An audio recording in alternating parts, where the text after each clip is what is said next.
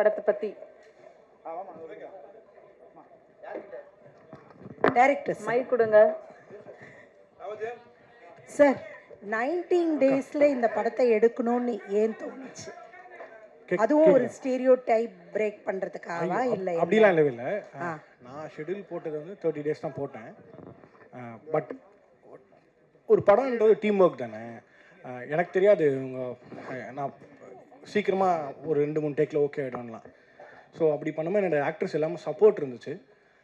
Technicians குறிப்பாக கேமராமேனாக இருக்கும். மெயினாக ஒரு படத்தோட செட்டில் இருக்கிறது கேமராமேன் டீம் தான். டைரக்ஷன் டீம் 4 பேர் தான் இருப்பாங்க. கேமராமேன் டீம் தான் லைட் மேன் எல்லாருமே. ஸோ எனக்கு கேமராமேன் ரொம்ப சப்போர்ட்டாக இருந்ததுனால அது பாசிபிள் ஆச்சு. அது வந்து திட்டமிட்டு பண்ணணும்லாம் கிடையாது. அப்படி எனக்கு தெரிஞ்சு யாராலுமே பண்ண முடியாது. எந்த படமாக இருந்தாலும் ஒரு இந்த டேஸில் முடிக்கணும்னு நினச்சா அது முன்ன பண்ண தான் ஆகுமே தவிர இவ்வளோ டிராஸ்டிக்காக பாதியெல்லாம் முடியாது. எனக்கு அப்படி நடந்தது வந்து என்னோடய டீமோட சப்போர்ட்டு தான். ஆக்டர்ஸ் எல்லாருமே கூட. ஏன்னா நான் கண்டினியூஸாக ஷூட் பண்ணேன். நான் லஞ்ச் பிரேக்லாம் விட்டவே இல்லை. இவங்கெல்லாம் நான் சாப்பிடவே இல்லை. ரொம்ப டார்ச்சர் பண்ணியிருக்கேன். ஸோ யாருமே அப்படி கோச்சிக்கவே இல்லை. ஸோ என்ன நீங்கள் இப்படி கண்டினியூஸாக ஷூட் பண்ணுறீங்கன்னா யாருமே கேட்கல. எல்லோரும் ரொம்ப நம்பினாங்க. ஸோ அதனால் அது பாசிபிள் ஆச்சு. அது வந்து இல்லை அந்த மாதிரிலாம் எனக்கு நான் பிளான் பண்ணி எனக்கு என்ன எடுக்கணும்னு எப்பவுமே தெரியும். அது மட்டும் தான் நான் ஷூட் பண்ணுவேன். வேறு யாருன்னா எக்ஸ்ட்ரா எடுத்துக்கணும் கூட எடுக்க மாட்டேன். அது எனக்கு பழக்கம். ஸோ அப்படின்னும் போது என்னை நம்பினாங்க எல்லாருமே. ஆக்சுவலாக நான் இதுதான் ஓகே அப்படின்னா அதை நான் ஃபஸ்ட்டு ஒரு டேரக்டரை ட்ரஸ்ட் பண்ணணும்ல. கேமராமேன் ட்ரஸ்ட், டீமே ட்ரஸ்ட் பண்ணணும். ஏன்னா படத்தை நான் எழுதியிருக்கிறத வந்து நான் என்னோடய இமேஜினேஷன் ஒன்று இருக்கும்ல, அதுதான் நான் எடுக்கிறேன்றதை கூட இருக்கவங்க முதல்ல நம்பணும். அதை நம்பாத போது தான் நமக்கு சிக்கல்கள் வரும். எனக்கு இதில் எல்லாரும் நம்பிட்டாங்க. அதனால் ரொம்ப ஈஸியாக இருந்துச்சுன்னு நினைக்கிறேன். Director sir, Jayachandran sir. வணக்கண்ணா சார். இப்போது பெண் சுதந்திரம் அப்படின்னு சொல்லிட்டு தான் இந்த படத்தை எடுத்திருக்கீங்க. ஏற்கனவே லிஜோ வந்து இன்னொரு படம் நடிச்சிருந்தாங்க, காதல் என்பது பொது உடைமை அப்படின்னு சொல்லிட்டு. கிட்டத்தட்ட அதையும் வந்து பெண் சுதந்திரம் அப்படின்னு தான் சொன்னாங்க. பட் இந்த படத்தில் நீங்கள் வந்து 2 பெண்களுக்கு இடையில் உள்ள ஒரு பிரச்சனையை தான் நீங்கள் காரணம் பண்ணிருக்கீங்க. ட்ரெய்லர் பார்த்தா அப்படி தெரியுது. நீ என் புருஷனை கேட்க வந்தியா அப்படின்ற மாதிரி தான் கேட்குறாங்க. ஒரு டைலாக் வருது. நீங்கள் இந்த பெண் சுதந்திரம்ன்றதை வந்து எந்த வகையில் வரையறுக்கிறீங்க? அதுவும் இல்லாமல் இப்போது அமெரிக்காவிலேருந்து நிறைய இந்தியர்களை வந்து வெளியேற்றினாங்க. நிறைய ஆண்கள் தான் வந்தாங்க. அவங்களுக்கு கையில் விலங்கு காலில் விலங்கு போட்டு கொண்டு வந்தாங்க. அது எந்த வகையில் பார்க்குறீங்க? அது ஒரு சுதந்திரமா? இல்லை இந்தியா வந்து சுதந்திரமாக தான் இருக்குது. போர் விமானத்தில் கொண்டு வந்து இங்கே இந்தியாவில் இறக்குனாங்க. இதை பற்றியெல்லாம் அவங்களோட கருத்து ஏதாவது கொஞ்சம் சொல்ல முடியுமா? ஆனால் கையில் விலங்கு வந்து ஆணுக்கு போட்டாலும் தப்பு தான், எந்த மனிதருக்குமே போட்டாலும் தப்பு தான். அது ஒன்று. இது குறிப்பாக இது பெண்ணிய படமே இல்லை. ஆக்சுவலாக இது வந்து நான் ஒரு ஆணாக இருக்கிறதுனால குறிப்பாக இது பெண்ணிய படம் இல்லை. பெண் விடுதலை என்பது எல்லாருக்குமானது தான். ஸோ வந்து பெண் விடுதலை பற்றி இந்த படம் பேசலை. நான் கண்டிப்பாக பெண் விடுதலை என்பது பெண்ணுக்கானது. அது ஒரு பெண்ணை பெற்றுக்கொள்வாள். நான் ஒரு ஆணாக அதை பற்றி பேசணுன்ற அவசியம் இல்லைன்னு நினைக்கிறேன். அது நீங்கள் படம் பார்த்துட்டு நீங்கள் சொல்லணும். உங்ககிட்ட கேட்பேன். நீங்கள் இல்லை, நான் வந்து இப்போது இந்த பக்கத்தில் போனீங்கன்னா இங்கேருந்து பாருங்கன்னு சொன்னால் நீங்கள் அதை பார்த்துட்டிங்கன்னா உங்களுக்கு அதே தான் தோணும். ஆமாம். இல்லை அது நான் ஒரு நான் அது வந்து ஒரு சர்ப்ரைஸாக வச்சுருக்கேன். இல்லை மையம்ன்றது அதான் எனக்கு என்ன நான் முதல்ல என்னது இல்லை கற்புன்றலாம் நம்பிக்கையே இல்லை. அது வந்து அதுதான் ஓகேவா. நான் என்ன சொல்கிறேன்னா, ஏன் ஜென்டில் அப்படின்னு நான் சொல்கிறனாலே, நீங்கள் பெண் என்பவள் மென்மையானவள், அழகானவள், அப்புறம் வந்து பியூட்டிஃபுல் உமன் தான் சொல்கிறோம். ஆனால் அவங்களுக்கு நம்ம ஜென்டில்னு சொல்ல மாட்டோம். ஆண் என்பவன் வீரமானவன், கம்பீரமானவன் சொல்கிறோம். ஆனால் அவங்களுக்கு ஜென்டில்ன்ற வைக்கிறோம்ல. இந்த ஸ்பேஸ் தான் நான் பெர்ஸ்பெக்டிவ் சேஞ்சாக இருக்கும்னு நான் நம்புகிறேன். ஸோ நீங்கள் படம் பார்த்துட்டு நீங்கள் தான் சொல்லணும் இது யார் ஜென்டில் உமன் அப்படின்றது. அதான் அது இல்லை, நீங்கள் லேடிஸ்ன்ற கேள்வி மைக்கில் கேட்டுறேன் சார். இப்போ எல்லா இடத்துலையும் பேசும்போது பெண்களுக்கு தான் முன்னுரிமை அப்படின்னு சொல்லிட்டு சொல்கிறாங்க. எல்லா இடத்துலையும் அப்படி தான் இருக்குது. மகளிருக்கு தான் இலவச பஸ் பாஸ்லாம் கொடுத்துருக்காங்க.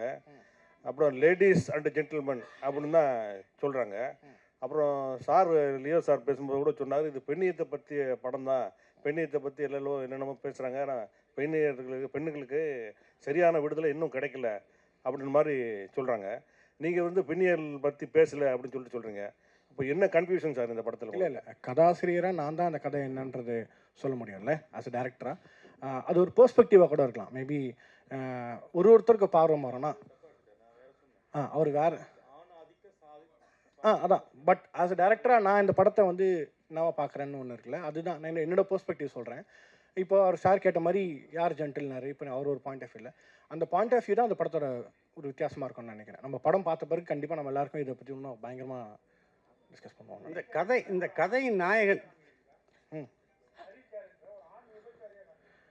அப்படியா? அப்படிலாம் காட்டல சார். அதாவது உன் ஃப்ரெண்டா? கதையின் நாயகன் வந்து வேறு ஒரு வடிவத்தில் வேறு ஒரு நிறத்தில் இருக்காரு. நாயகிகள் 2 பேருமே சிவந்த நிறத்திலும். சார் ஆக்சுவலாக சூப்பர் சார். இது ஆக்சுவலாக வந்து எனக்கு நான் வந்து 3 நாளுக்கு முன்னாடி அரியை கூப்பிட்டேன்னு சொன்னல.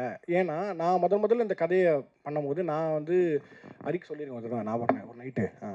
என்னன்னா இந்த மாநிலத்தில் இருக்கிற ஒருத்தரை நம்ம வந்து கேஷ் பண்ணக்கூடாது அப்படின்றது நான் ரொம்ப கான்ஷியஸாக இருந்தேன். அன்ஃபார்ச்சுனேட்லி நான் ட்ரை பண்ண ஆக்டர்ஸ் இருக்காங்களே, அவங்க யாருமே வந்து நான் எதிர்பார்க்கக்கூடிய ஒரு பெர்ஸ்பெக்டிவோ ஒரு ஷேப் அவங்ககிட்ட வரல. அப்புறம் எனக்கு ஒரு நாள் தோணுச்சு, நானே அப்படி முதல்ல நினைக்கணும், நிறத்துக்கு என்ன சம்மந்தம் இருக்குது அப்படின்றதுனால அப்படி நம்ம நினைக்கக்கூடாது, கதை ஒரு கதாபாத்திரம்னு வச்சு அப்படின்றதுனால தான் நான் திருப்பி இதுக்கு போனேன். ஸோ இப்போ ஒரு கேள்வி வருது, இந்த கேள்வி எழுதும்போது எனக்குமே எடுக்கும்போது இருந்துச்சு, அப்படி நினைக்க வேண்டாம் அப்படின்னு நினச்சி தான் நான் வந்து இப்படி போயிட்டேன் சார். ஸோ நான் கலர் நான் பார்க்கல. லிஜோ மேடம், ஹரி வந்து எல்லா படத்துலையும் நல்லா தான் நடிச்சிருக்காரு. இந்த படத்தில் வந்து உங்களை கேரக்டர் தான் கத்தி வருது, குக்கர் வருது, நீங்கள் என்ன பண்ணீங்க? கிரைம் சப்ஜெக்டாக என்னது இது? ஹரி எந்த படத்தில் நல்லவனா நடிச்சாரு? பெரும்பாலும் படத்தில் நல்லா. இது வந்து கிரைம் சப்ஜெக்டா? அவரை நீங்கள் என்ன பண்ணீங்க? நான் அவர் எதுவுமே பண்ணல. இல்லை, இது ஒரு க்ரைம் சப்ஜெக்ட் எல்லாம் இல்லை. நான் இங்கே எல்லாரும் முன்னாடியே பேசின மாதிரி நிறைய விஷயங்கள்ல நிறைய பேரோட பெர்ஸ்பெக்டிவ்ஸை சேஞ்ச் பண்ணுற மாதிரி ஒரு படம். பட் இது த்ரில்லர் சப்ஜெக்டே இல்லை. நீங்கள் படம் பார்த்துட்டு நீங்கள் சொல்லுங்கள் இது என்ன ஜானரில் வேற படம்ன்ட்டு. டைரக்டர் சார், இன்னொரு கேள்வி. அதாவது பெரும்பாலும் படங்கள் வந்து தமிழ் படங்கள் வந்து வெளிநாட்டு படங்களை தழுவித்தான் எடுக்கிறாங்க அப்படிங்கிற ஒரு குற்றச்சாட்டு இருக்குது. இது வந்து பார்த்தீங்கன்னா ஒரு மென்மையான ஒரு சோகம் இதில் படர்ந்திருக்க மாதிரி தெரியுது இந்த படத்தில். ஆனால் இதே நேரத்தில் 2 விமன், இந்த சோஃபியா லோரன் நடித்த படம் ஒன்று முன்ன வந்தது. 2 விமன் சோஃபியா லாரன் நடித்த படம். Sophia Loren, okay. அது வந்து 2 பெண்களை பற்றியது தான், அம்மா மகளை பற்றியது தான். அந்த இதை தழுவி கதையை காப்பியா அப்படின்னு கேட்குறீங்களா? காப்பியான்னு கேட்கல, இல்லை தழுவல் இன்ஸ்பிரேஷன்றது உருட்டு தானே. இன்ஸ்பிரேஷன் அந்த இதை வச்சுட்டு வரலாம்ல. இது ஒரு பெண்ணு, அது ஒரு பெண்ணு. இல்லை ஆக்சுவலாக எனக்கு நீங்கள் சோஃபியா ஆடணுன்னே நானும் லைட்டாக அப்படியே அப்படி யாருன்ற மூஞ்சி ஞாபகமே வரல எனக்கு அந்த அளவுக்கு தான். ஸோ அப்படி எதுவுமே இல்லை கண்டிப்பாக. இது சார் ஆக்சுவலாக அது ரொம்ப ரொம்ப ஈஸியான காமனான கதை தான் சார். ரொம்ப ரொம்ப பயங்கரமான யோசிக்கல, ரொம்ப பழைய கதை தான். மேபி அது வந்து ப்ரெசென்ட் பண்ண பிளேட்டு தான் டிஃப்ரெண்ட்டாக இருக்கும். நமக்கு ரொம்ப பரிச்சயமானது தான் அந்த படமே. நான் வந்து நம்புறேன்னா சார், பணக்காரன் ஏழை எல்லாரும் வந்து யாராக இருந்தாலும் 90 விழுக்காடு அதிகமான நேரம் வந்து நம்ம வீட்டில் தான் சார் செலவிடுறோம். எல்லாருக்கும் வீடுன்னு ஒன்று இருக்குது, குடும்பம்னு ஒன்று இருக்குது. அந்த குடும்பத்தில் இருக்கிற விஷயங்களை வச்சு தான் நான் ஒரு கதையாக நான் செட் பண்ணியிருக்கேன். ஸோ அது வந்து ஒரு ரியல் லைஃப் கனெக்ஷன் தான் இருக்குமே தவிர படம் தழுவலாம் இல்லை சார். என் வாழ்க்கையிலும் தழுவல் இல்லை, அதுவும் சொல்லிடுறேன். ஜோஷுவா இங்கே சொல்லுங்கள். முதல்ல வாழ்த்துக்கள். நன்றி நன்றி. ஒரு நல்ல படத்தை அழகாக எடுத்திருக்கீங்க. அதுமாதிரி காஸ்ட்டுமே நல்ல பிரமாதமான ஆர்டிஸ்ட் செலக்ட் பண்ணியிருக்கீங்க. இந்த கண்டென்ட்டை ஃபஸ்ட்டு படம்னாலே ஒரு பயம் இருக்கும், ஒரு நல்ல ஒரு கமர்ஷியல் படமாக பண்ணலாமேன்னு. இந்த மாதிரி ஒரு பொய்ட்ரிக்கான படம் பண்ணணுங்கிற இன்டென்ஷன் எப்படி வந்தது? இல்லை முதல்ல நீங்கள் எழுதின கதையா ஃபஸ்ட்டு இதுதான் பண்ணுவேன் அப்படிங்கிற மாதிரி? இல்லை, இது கமர்ஷியல் படம் தான். தியேட்டருக்கு வர எல்லா படமும் கமர்ஷியல் படம் தான். புரியுது. சில அந்த ஸ்பேஸை சொல்கிறேன். நிறைய பேர் கேட்பாங்களா, ஆர்ட்டோ சினிமாவை ஆர்ட் தான், அது ஆர்ட் சினிமா நார்மல் சினிமான்னு எனக்கு நம்பிக்கை இல்லை. இந்த படம் இப்படி தான் பண்ணணும்னு நான் திட்டமிட்டு தான் எடுத்தேன். எனக்கு இது கமர்ஷியல் எல்லாருக்குமே இது கமர்ஷியல் படம் தான். இது காமெடி இருக்குது, எல்லாமே நான் சொன்ன மாதிரி ஃபைட் இருக்காது, அந்த மாதிரிலாம் இருக்குது, அந்த மாதிரியான ஸ்பேஸ் இருக்காது. பட் நம்ம யதார்த்தமாக நம்ம பார்க்கக்கூடிய ஸ்பேஸ் கமர்ஷியல் படம் தான். அது நான் சொன்ன மாதிரி தியேட்டருக்கு வர எல்லா படம் கமர்ஷியல் படம் என்னோட புரிதல் இருக்குல்ல, அதை நான் புரிஞ்சுக்கிட்டு தான். ஏன்னா நீங்கள் வந்து தியேட்டருக்கு வரும்போது ஒரு இன்வெஸ்ட்மெண்ட் இருக்குது உங்ககிட்ட இருந்து. சினிமாக்களை மட்டும்தான் அந்த சினிமாவோட பியூட்டியாக தான் நான் நம்புகிறேன். ஏன்னா ஆர்ட் ஃபார்ம் எடுத்துக்கிட்டிங்கன்னா மியூசிக்கு, பெயிண்டிங், லிட்ரேச்சர் இது எல்லாமே வந்து படிக்கிறவங்களுக்கு முதலீடு தேவையில்லை. நீங்கள் மியூசிக்கை வந்து நார்மலாக ஃப்ரீயாக கேட்கலாம், ஆர்ட்டை வேடிக்கை பார்க்கலாம், லிட்ரேச்சரை நீங்கள் லைப்ரரியில் போய் ஃப்ரீயாக படிக்கலாம். பட் சினிமாவுக்கு மட்டும் உங்களோட இன்வெஸ்ட்மெண்ட்டுன்னு ஒன்று இருக்குது. அப்போ அந்த இன்வெஸ்ட்மெண்ட்டுக்கு ஒரு படம் இருக்குது, அது தியேட்டருக்கு கொண்டு வரணும்னா அதுக்கு வேல்யூபிளாக இருந்தால் தான் நாங்களே இது பண்ணுவோம். ஸோ அதனால தான் அது கண்டிப்பாக அது கமர்ஷியல் படம். Congrats sir. Thank you so much sir. Co director sir. Sir co director. Co டைரக்டரா? யார் அது? ப்ளூ ஷர்ட் அவர். கோ டைரக்டர்லாம் இல்லையே. யார் co director? Co producer. Co ப்ரொடியூசரா? பிஆர்ஓ சொன்னதுனால கேட்குறேன். அது கொடுங்க சார். கோ ப்ரொடியூசர் சொல்லுங்க. என்னன்னா நீங்கள் ஸ்டேஜில் பேசணும்னு சொன்னீங்க, ஆணாதிக்கத்தை பேசுகிறவங்களெல்லாம் செருப்பால் அடிக்கணும்னு சொன்னீங்க. செருப்பில் அடிக்கணும்னு இல்லை இல்லை, நீங்கள் சொன்னீங்க ஸ்டேஜில், அது எல்லாருமே வீடியோ கூட இருக்கும் சொன்னீங்க. ஏன் அவ்வளோ கோவம் உங்களுக்கு ஆணாதிக்கத்து மேலே? இல்லை, இந்த படத்தோட செருப்பால் அடிக்கிற மாதிரி இருக்கணும்னு சொன்னீங்க. செருப்பால் அடிச்சா மாதிரி வசனம் எழுதியிருக்காரு யுகபாரதியாரன். அப்படி ஏன் அப்படின்னா, ஒரு ஒரு இந்த சமுதாய கட்டமைப்பில் ஆண் பெண் அந்த 2 பேர் சேர்ந்து ஒரு ஒரு நேர்கோட்டில் போகும்போது தான் அந்த சமுதாயம் சரியான பாதையிலையும் இயங்க முடியும். அது இப்போ இல்லை, எப்போத்துலையுமே அப்படி தான். ஆனால் நமக்கு அதை வந்து ஈஸியாக நம்ம இக்னோர் பண்ணிட்டு போய்ட்றோன்றது தான் என்னோட ஒரு கவலையாக இருக்குது. ஈஸியாக இக்னோர் பண்ணுறோம் அப்படின்னா, இப்போது என்ன சொல்கிறது, அண்ணன் ஞானவேல் ராஜா சொன்ன மாதிரி நான் அந்த பொண்ணு ஈக்குவலாக தான் ட்ரீட் பண்ணுறேன். எங்கள் வீட்டில் என் பொண்ணுக்கு சுதந்திரம் கொடுத்துருக்கேன், என் ஒய்ஃப் ஃப்ரீயாக போயிட்டு வரலாம். இதெல்லாம் கொடுக்கறதுக்கு நீ யார்? இதுவே வந்து ஒரு ஆணாதிக்க சாதி மனப்பான்மை தான் சொல்ல வரேன் நான். சாதி பேசுகிறோம், மதம் பேசுகிறோம், எல்லாமே பேசுகிறோம். ஆனால் ஆணாதிக்கம் அப்படின்றது இந்த இடத்துல ஒரு சொன்ன மாதிரி ஆக்ட்ரஸ்ன்ற பேரை யூஸ் பண்ணுவோம், ஹீரோயினின்ற பேரை யூஸ் பண்ணுவாங்க. ஆக்சுவலாக ஹீரோயின்ற சொல்லுவாங்க, ஆர்டிஸ்ட், காமனாக ஆர்டிஸ்ட். அந்த சாதி அந்த அந்த ஆதிக்க மனப்பான்மை தான் வந்து ஒழிக்கணும்னு சொல்கிறோம். நான் இல்லையேன்னு சொல்லிட்டு நீங்களே நம்ம சொல்லிக்கலாம். ஆக்சுவலாக ஒவ்வொருத்தரும் சொல்லிக்கலாம். நான் அப்படி கிடையாதுங்க. ஒரு லேடி வந்தாங்கன்னா நான் சீட்டில் உட்காந்துன்னா உடனே நான் சீட்டை கொடுத்துருவேன், என் சீட்டை நான் கொடுத்துருவேன் அப்படின்னு சொல்கிறாங்க பார்த்தீங்களா? அது மாதிரி மனசு எல்லாருமே எனக்கு ஏற்கனவே உரித்தானது தான் வந்து இந்த சமுதாயத்தில் இருக்குது, அதை தான் நான் கொடுக்குறேன்னு சொல்கிறேன் பார்த்தீங்களா? அது தப்புன்னு சொல்ல வரேன் நான். இது வந்து எல்லாருக்குமான சமமான உலகம். அந்த உலகத்தில் irrespective ஆஃப் ரிலீஜன், மதம், இனம், சாதி எல்லாத்தையும் சார்ந்து இருக்கிற அந்த சமுதாயத்தில் எல்லாருமே பெண்ணை வந்து ஆணுக்கு கீழே தான் இன்னும் பார்க்குறாங்க, பலவீனமாக பார்க்குறாங்க. சார், இப்போ தமிழ்நாட்டில் இருந்து எல்லா நாட்டிலையும் சரி பெண்ணை வந்து கீழே தான் பார்க்குறாங்கன்னு சொல்கிறீங்க. ஆனால் நம்ம ஒரு விஷயம், நம்ம மேரேஜ் ஆகிட்ட பிறகு ஃபஸ்ட்டு என்ன போடுறோம்? இவரோட மனைவியின் பெயரா, இப்போ என் பேர் வந்து மோகன்ராஜ். இப்போ நம்ம எழுதும் போது ஐயா, நான் சமுதாயத்தில் நீங்கள் ஃபார்மாலிட்டிக்கு போகிறத நான் சொல்ல வரல. நல்லா சார், இது ஃபார்மாலிட்டி கிடையாது சார், இது ஃபார்மாலிட்டி கிடையாது. இது சரிங்களா? பெண்ணை வந்து நம்ம முன்னிலைப்படுத்திக்கிறோம். நம்ம இப்போ கூட நம்ம பண்ணிட்டு தான் இருக்கும். ஆனால் சில விஷயத்தில் சில தவறு நடக்க தான் செய்யுது. அதை வந்து நீங்கள் வந்து ஃபார்மாலிட்டின்னு சொல்லவே கூடாதுல்ல சார்? இல்லை, என்னோட பாயிண்ட் ஆஃப் சொல்கிறேன் நான். என்னோட பார்வையில் இப்போ நீங்கள் ஒரு பத்திரிக்கையில் போடுறீங்க, ஒரு இன்விடேஷன் போடுறீங்க. ஃபார் எக்ஸாம்பிள் அண்ணன் சொன்ன மாதிரி லேடிஸ் அண்ட் ஜென்டில்மேன் சொல்கிறாங்க. இது வந்து வழக்கம், ஸ்டீரியோ டைப். இது அதை தான் வந்து இயக்குனர் ஜோஷோ வந்து அதை அழகாக உடைச்சிருக்காரு, சூப்பராக உடைச்சிருக்காரு. அது வந்து அருமையான வரிகளும் அங்கே சேர்ந்துருக்கு.